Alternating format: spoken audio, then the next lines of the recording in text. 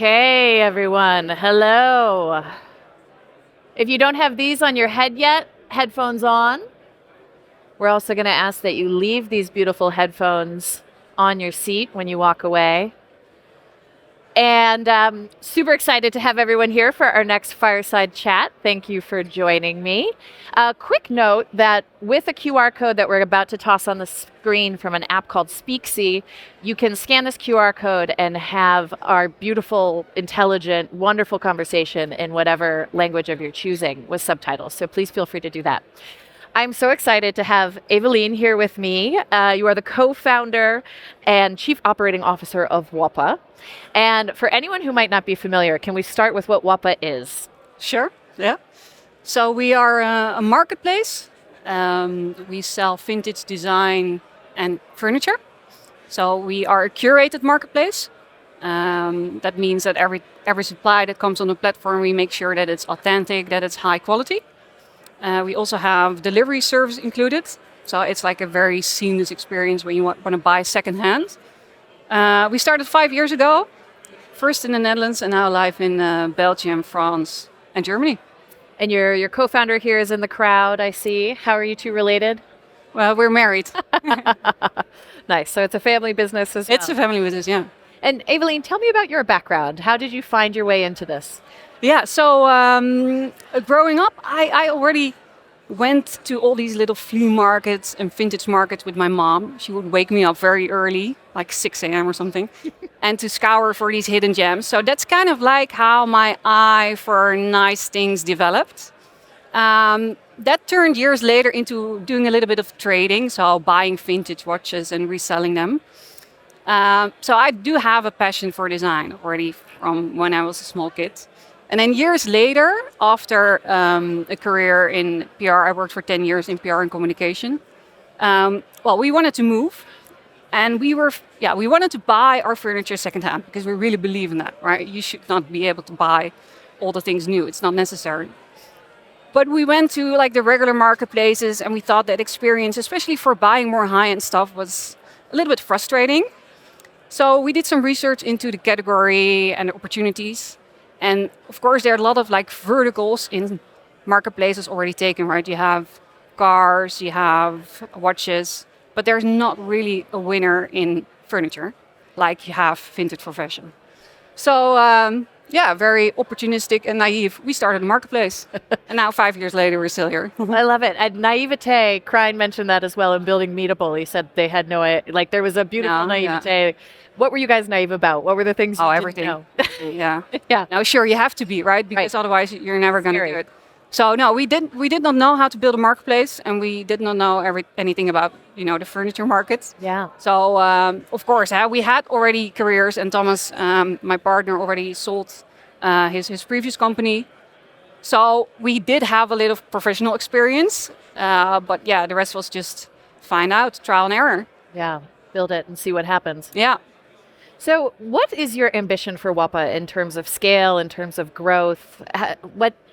What are you looking at in 5 years, maybe 10 years for the company? Yeah. That's a long timeline. Let's say 5. Yeah, 5 is very long. Yeah, no.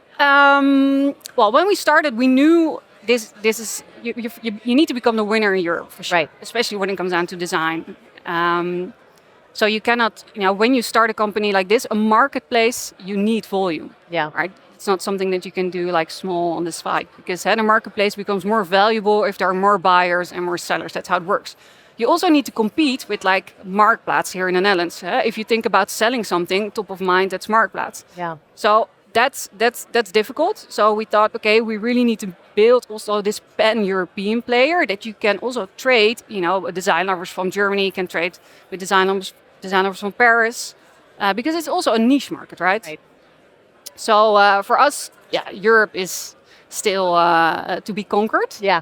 And I think we're getting there, but still a long way to go. And then I think if you have Europe, then you have most of the special supply and the most unique items on your platform, and then you can sell that worldwide. Yeah. So we already see that like a lot of people from Korea or China want to buy vintage design items.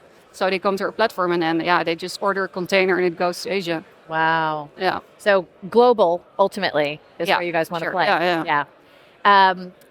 What do you do to make a marketplace the winning marketplace? Is it all about fast and inexpensive user acquisition? Is it about user experience once they're there? What are kind of the elements when you have to win? Because it's like you're saying, you have to be the best to have the biggest mass of people. How do you do that? What are the keys? Yeah, I think a good user experience nowadays is just hygiene, right? Yeah. So people expect it. It's not. Yeah, you can differentiate with a good user experience, but not that much. It needs Right. to be seamless. So that's just a given. Right. You cannot. There's no option. And then it comes all down to building a brand. Yeah. And really offering more value to users to shop on Whoppah instead of going to Marktplaats. Right. And brand building, that is the most important thing right now for us, to gain the top of mind awareness. And then once we have the users in, also, besides that, it's also for them a new experience, right? So the secondhand market is going really fast, but there's still a lot of people that we need to convince to buy secondhand instead of new. So we're also not only competing with another marketplace, but we're also competing with people that have the option to buy new, right? And have it delivered free, and that is a lot cheaper with all the fast furniture, etc. So yeah, for us, it's making sure that the users have this first time really seamless experience, that they found something that they really liked, and then for a good deal, right? Because still, although we sell design, it's way cheaper than if you go to a store and buy it new. Right. So that's the upside. Right. So the first experience needs to be seamless, and then we see that people come back. So we saw in the news that you guys just expanded into France. So Yeah. congratulations on that growth. What does it look like to get your brand top of mind in a new geography like that? What's the strategy? Well, it takes time. Yeah. Well, first, it's also about getting the supply side in, so making sure that you have the sellers. So, and after that, then you can work on the buyers, because sellers are also buyers. But it's a brand awareness game, and you have to have, especially in the Netherlands. For us, what we did here, and that was also, I think, one of our breakthrough moments. So we started in 2019, and then COVID hit. Yeah. And there were a lot of people that they were running television commercials, right? And also about traveling, etc. And they needed to be, taken offline. Right. So there was an opportunity for us to buy advertising spots on television prime time for 90% discount. Wow. So around all the press conferences where Rutte was saying you need to stay in. Yeah, those delightful press conferences. Yeah. We're all scarred by. Yeah. Yeah, and we were just with a very small team, and we jumped in that opportunity and just, made a video that, could have been better, but still. And that made us grow immensely. Yeah. Because everybody was in home. You had 5 million people watching that commercial. Online shopping. Yeah, online shopping. So that definitely helped. Yeah, fascinating. So taking a little bit of a risk, maybe doing something before you felt really ready to advertise in that primetime slot. And to me, brand is also very closely tied to culture. It's an element of your culture. Usually it comes from that. Talk to me about the Whoppah culture, and when you're building something the scale that you guys want to build, it's also fundamental. So how would you describe the culture of your company? Yeah. What is the character of Whoppah? Yeah, so we have 4 values, but what I find most important and what I've learned throughout the years is that we have one value, and that is own your spark. Yeah. I do think you really need to have a passion for what you're doing, right? It's just, even though if you're a backend developer or QA, it doesn't really matter. With us, you don't need to be a super design fan, but you really need to be sparked by what you do, because that's making the difference. And that's kind of the foundation for other values that we have, like be hungry, right? Yeah. So we also hired people that were good at what they were doing, and they were highly skilled, but they just, for them, it was just a job, 9 to 5. Okay, I like it, but I'm not really excited. I'm not sparked by what I'm doing. And if that's missing, at some point, the hungriness goes away. And especially when it's not new anymore. In a new job, everybody tries, right? But after a year, after 2 years, and it's hard working, right? Especially in a startup scale-up, it never goes as you want it to go, and it's always difficult. So if you're not really sparked by what you're doing, you're not going to make it. Right. That's interesting to hear. And for folks who might be thinking about getting a job, I know we have a mixture of entrepreneurs, young folks, older folks. I think that's a universal thing, is finding that spark and figuring out how you can bring it. You're also, there's the internal culture, there's also the external culture. And Obviously, what we're seeing right now, what you mentioned, is also a culture moving towards saying, I want to be less materialistic. I want to buy things secondhand. Yeah. How have you experienced, has there been a convergence of feeling like Whoppah's coming at the right time of that cultural shift? Or are you guys late to the game? Are you early? Where do you sit? No, I think we're on time. Yeah. For sure. Yeah, it's definitely a fast growing market. Although with because furniture is not like a high frequency product, like if you Right. compare it to fashion for vintage. So the adoption of buying secondhand and buying secondhand online is slower than it is for fashion. So it takes more time for you to do first purchase of that couch online on a secondhand marketplace and experience that it's, I found a good deal and it's Right. seamless. And then you probably will go and buy other stuff. But you're not doing that like 10 times per month like you do with fashion. So Right. it takes a little bit longer. But yeah, for sure, that market is growing. I think I just saw a report that right now the secondhand furniture market in Europe has a value of 32 billion and will probably Wow. grow to 86 in 2028. Wow. So that's huge. And yeah, it has to be because if you think about it, why would you buy new stuff, right? We sell items that are 50 years old and that are more beautiful than anything you can find right now. And what you also see is like that especially the fast furniture, they are replicating mid-century modern. So what Right. they've designed in the 50s, that's what they're rebuilding, but then with cheaper materials right now. Right. So furniture, if you buy good furniture, it's built to last, and it keeps its value as well. Right. It's also interesting with an aging population in many countries. Yeah. Now there's going to be even more of this inventory coming to the market. Yeah, as true. people Yeah. are passing away, their children are cleaning out their homes. Yeah. It's sad but fascinating. We may have people in the audience who are thinking they have a dream, they've identified a niche for their marketplace startup, and they're thinking about what do I need to know? What advice would you give to an entrepreneur who wants to sit down and have a coffee with you about their idea for an online marketplace?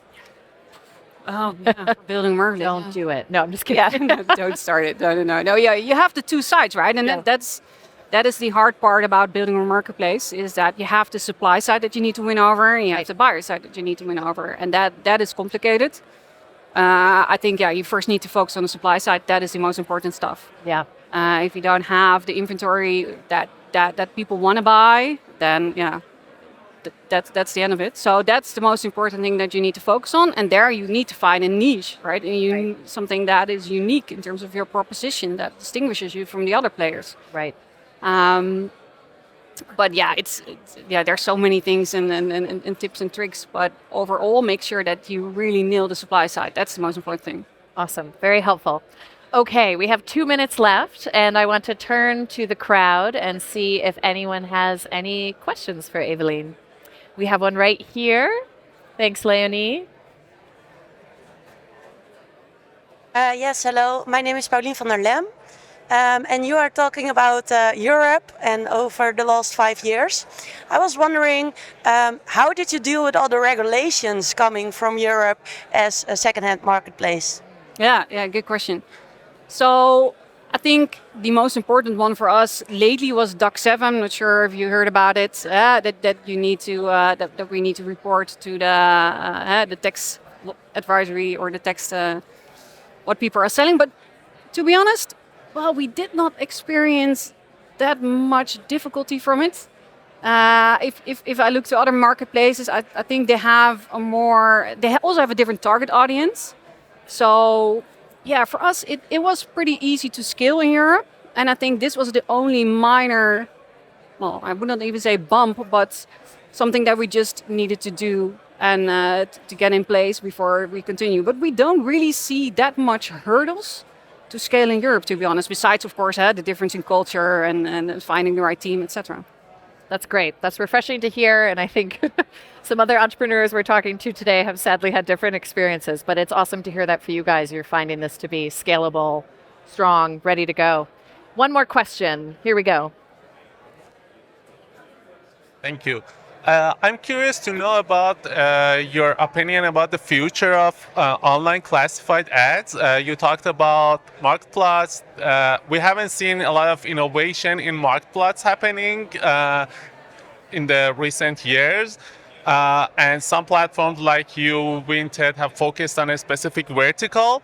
I'm curious to know if you think that is the only way to compete with Marktplaats, or what do you see about the future of this market? Yeah, good question. Yeah, there's of course a lot going on in that marketplace landscape, and yeah, for us it was an opportunity that they were not that innovative, and that the whole experience was frustrated. For us, that was therefore we could have built this marketplace. I think in the end, Marktplaats is also stepping up their game, right? They're just launched a buy now option, and so I think they're trying. But yeah, they also, you see, if you have so much supply as Marktplaats has, for instance, and if you have built your model around advertising and also selling a lot of new stuff, kind of like the proposition and the unique selling point for our target audience, that's gone, right? So for us, it was kind of like a market for a taken, because they did not look at the high value items or really the whole seller journey for this segment. And I still think that, yeah, they're not going to do that, because yeah, they're not going to curate their marketplace, right? So yeah, I also wonder what they're going to do, because there are probably more verticals that still are an option to take over from them. So I wonder if they still exist in 10 years. Yeah. Well, we'll be keeping our eye on Marktplaats AI. Everyone's just going to say AI. That's how they'll innovate.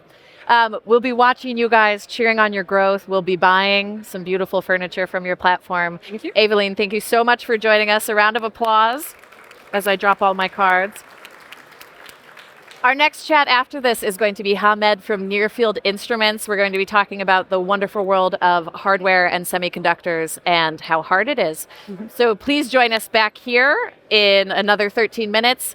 Leave your headphones on your chair. Evelien, thank you again. Thank you. Thanks.